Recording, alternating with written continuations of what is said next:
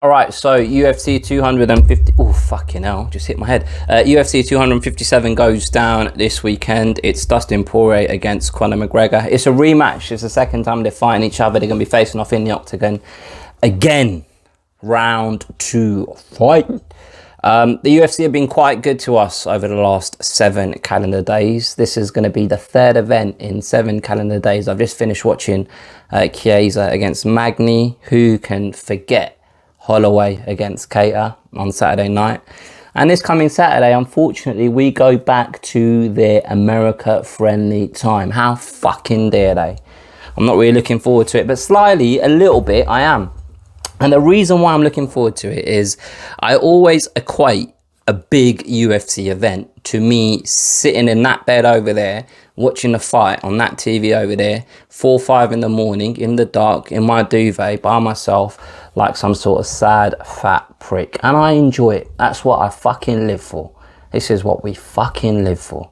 All right? Now, I don't know whether I actually really enjoy watching it at a more reasonable, sociable time, so I can, sit down, have a few beers, maybe, be around actual human beings rather than scrolling through Twitter and that. But every time there's a big fight, that's how I've watched it. So I'm looking forward to doing that again come Saturday night. Now, before I talk about the actual fight, Dustin Poirier against Conor McGregor, please do subscribe to the channel. If you're new, hit the like button, subscribe. It helps with the growth of the channel. It really helps with the growth of the channel, guys. But honestly, it does. I hate saying stuff like this, but it helps with us grow. We want to grow together, and that's what 2020 is all about. And I tell you who else has been growing. It's Dustin Poirier and Conor McGregor. What a segue that was, eh? Look at me transitioning. I'm like a fucking TV presenter these days. But it's true though. Look, the narrative going into this fight is the growth of Dustin Poirier. Look how he's grown. Like the first time he fought Conor McGregor, he just wasn't ready mentally for that type of a fight at that point in his career. But now he's flourished. He's moved up in weight, and since he's moved up in weight, he's had these big, massive fights. He's main evented multiple different events. He fought for the interim title against Max Holloway, and he decimated Max Holloway. And then he fought Khabib for the unified title, but he lost that fight. But he's had several main events. He's shown himself. He's an elite mixed martial artist. He's grown as a man. He's got a daughter. He's got this charity foundation. He's got so much more experience, and he's going to take all of that into this fight, and we're going to see a better version of Dustin Poirier. And I don't know why I'm using a different voice to say all of that, because I fucking agree with all of it. Like I agree that what we're seeing at the moment, it's the best version of Dustin Poirier.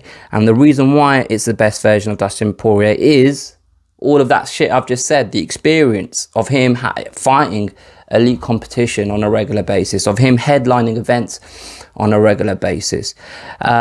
And when I say growth about Conor McGregor, it's weird because it's kind of like a regression but a growth at the same time, because on one hand people are talking about how Conor McGregor's gone back to his old self. You can tell he's training again. This is serious Conor. This is a well-trained Conor. This is a motivated Conor, just like he was the first time he fought Dustin Poirier. So it kind of sounds like it's a bit of a regression, but it's not, because for me, regression is kind of like a negative word. It's got negative connotations about it. But what it is Conor McGregor getting to the height of his fame and fortune and going through trials and tribulations in life, and then he's kind of thought, you know what actually matters most to me? It's my family, my community, and the sport I love. So that's what I'm going to dedicate myself to. And that's what he did last year when all this corona stuff hit.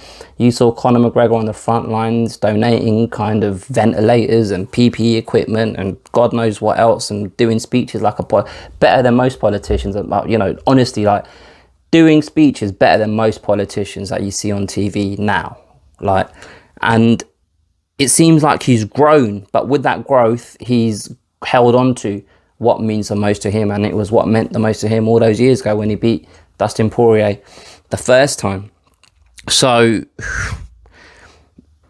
all right, let's talk about Dustin Poirier first. How can he, or how, what are the keys to victory? It's a term that's used quite a bit in MMA. What are the keys to victory for Dustin Poirier? The first thing that you'd have to say the perception of Conor McGregor is one of his deficiencies, one of his negative points is his endurance, his gas tank. We saw him in the first Nate Diaz fight get tired and lose that fight. We saw him flagging in the Khabib fight, and he obviously lost that fight. We saw him take periods of rounds off in the second Nate Diaz fight because it felt like that he couldn't, like the pace of the fight was getting to him.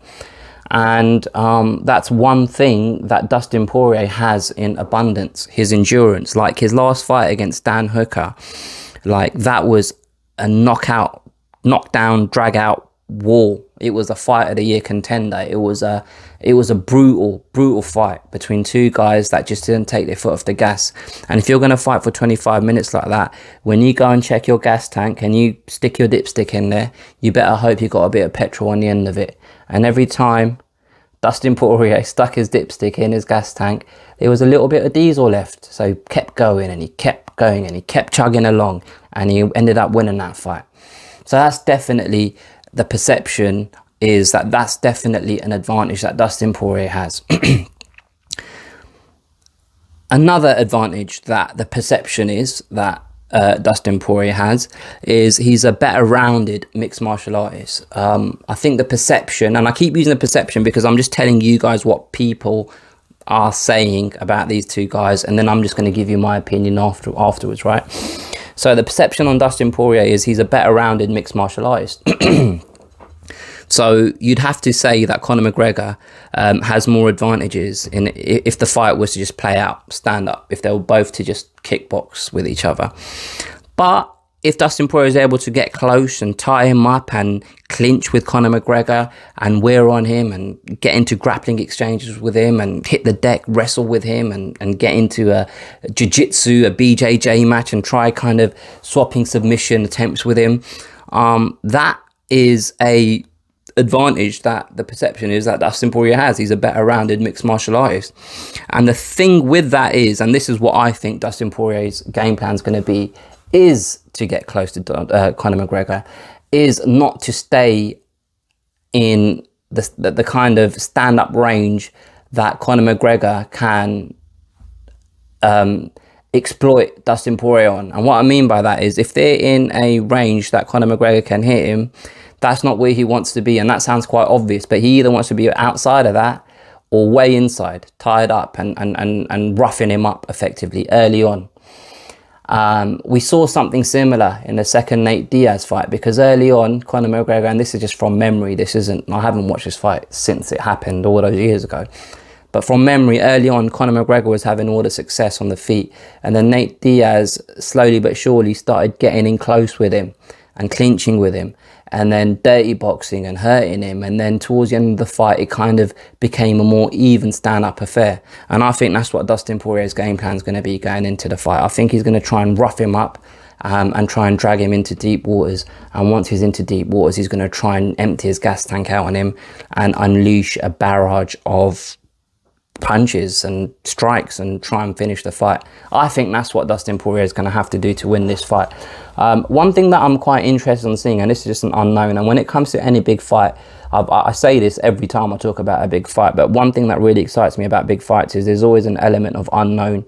There's questions that need to be answered on fight night, and there's no way of having a good read beforehand on what the answer to those questions are going to be.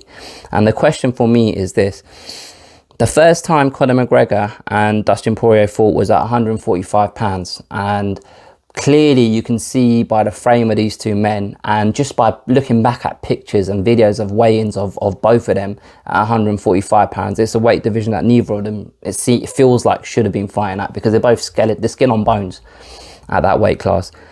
And fighting in that division, Conor McGregor was able to knock Dustin Poirier down with a single shot. And a question that I have is, Dustin Poirier recently has shown a very good chin. And for me, having a good chin isn't just being able to take a shot, because it's being able to take a shot, yeah, but also it's being able to take a shot, be hurt, but still be able to have enough control of your body to nullify follow-up strikes and tie up and hold your opponent until you're able to recuperate. And that's a skill that Dustin Poirier seems to be very good at. And I saw him do it multiple times against Dan Hooker, against the fence, and Dan Hooker would unleash a combination, and you could see Dustin Poirier's rocked. But he's not a guy that panics under that pressure. And he seems to be able to, all right, fuck, I'm hurt. All right, I better hold him. I better get close and hold him. Or he'll throw back. So Dustin Poirier does have that skill set. If Conor McGregor's to hurt him, like, the question is, can Conor McGregor hurt him with a single shot or with a combination? Hurt him enough to incapacitate, is that a word? Basically, put him in a position where he can't fight back, or he can't do anything to stop the fight from being stopped by the referee. Does that make sense? So that's kind of where I see the fight from Dustin Poirier. From Conor McGregor's point of view, I think Conor McGregor suffers from his own fame and stature outside the sport. And the reason I say that is I feel like people don't give him enough credit for how good he is as a mixed martial artist, just because of the celebrity and the fame he's attained outside of the octagon. And with all of that celebrity and fame comes a load of casual fans who only really tune into Conor McGregor fights, but they love talking about it on social media, so they'll give their 2 pence worth when their 2 pence worth ain't really worth a single penny. Does that make sense? So they share an opinion, and then there's us lot who sit there watching every event week in, week out, and you read something on Twitter and you think to yourself, oh, for fuck's sake, it's Conor McGregor fight week. And it drains on you as a genuine fan of the sport, because you sit there and you watch these people that, and they have every right to share their opinion. Like, we don't have autonomy over social media or people talking about this sport on social media. Everyone has every right to say whatever they want, right? But I feel like a lot of people, because of these kind of casual fans, they just automatically like try to downplay Conor's skills. Like, the more a casual fan says how great Conor McGregor is, a hardcore fan will go and say, oh no, Conor McGregor isn't. Like, they'll find a reason why Conor McGregor isn't as good as what this casual fan deems him to be. And over the years, I feel like Conor McGregor's been a bit of a victim of his own success. And I don't feel like he gets the level of credit he deserves as a mixed martial artist. Because look, the fact of the matter is, when he went and won the featherweight title, he fought the who's who in that division. When he became the champ and beat Eddie Alvarez, a lot of people thought that Eddie Alvarez is too good for Conor McGregor.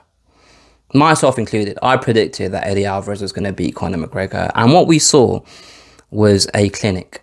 We saw one of the best victories by a title challenger in the UFC history.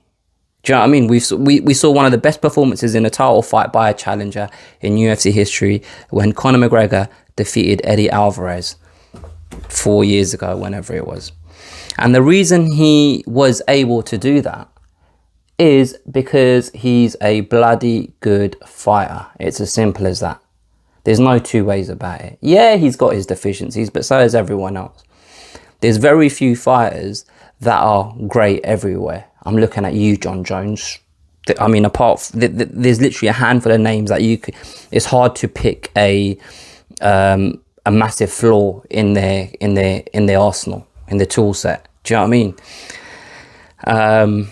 But yeah, so Conor McGregor, his keys to victory.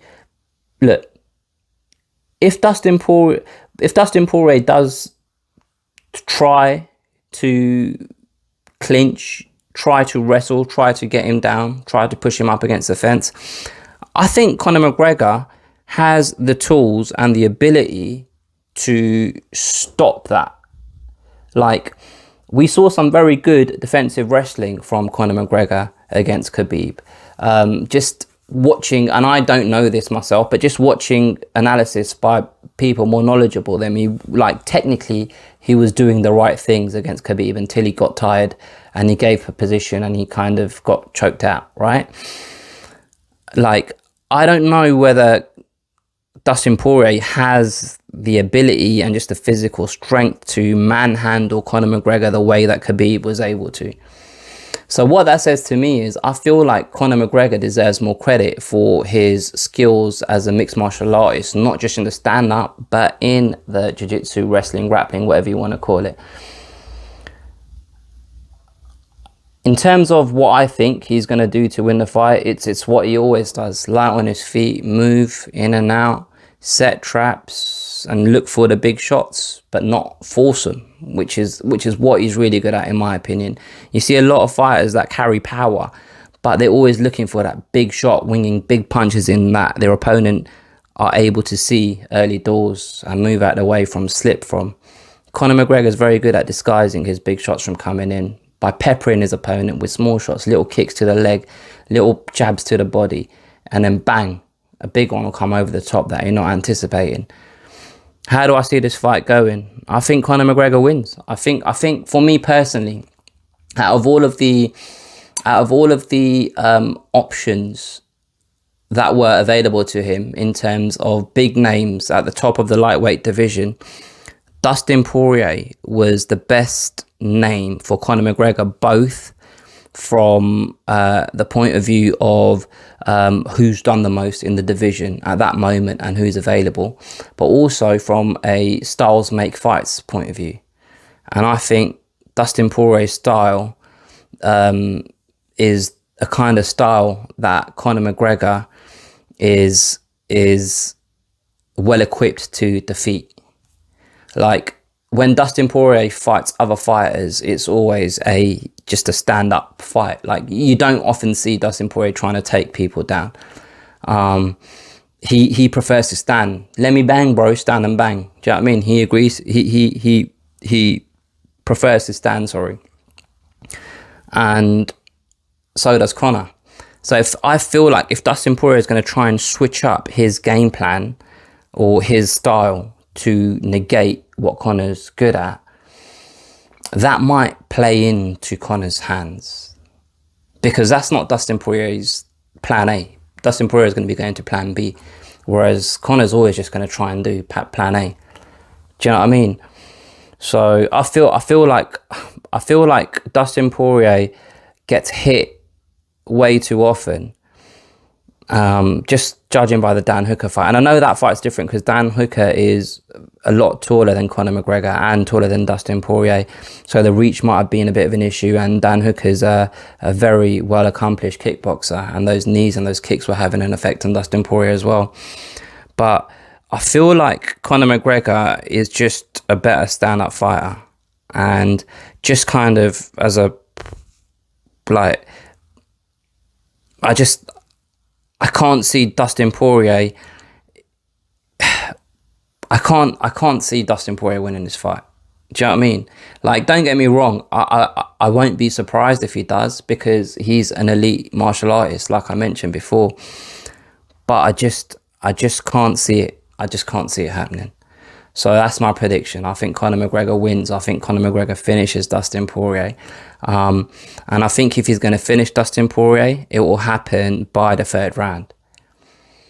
But if he doesn't finish Dustin Poirier, and if Conor McGregor does start to wane, I think it will be a points victory after obviously five vicious rounds. But I am looking forward to this fight. I think it will be an entertaining fight. I think it will be one that we will be talking about for a few weeks to come at least. Let me know what you guys think, man. Put your comments below. Don't be scared to hit the like button. Share this with a friend if you've enjoyed it. Sorry I've gone a little bit long, but I had to get a few things off my chest, you know. So yeah, subscribe, like, share, all of that good stuff. You can also subscribe to this as a podcast, so you don't have to watch it on YouTube. You can just listen to it. Links to all different podcast platforms are in the description.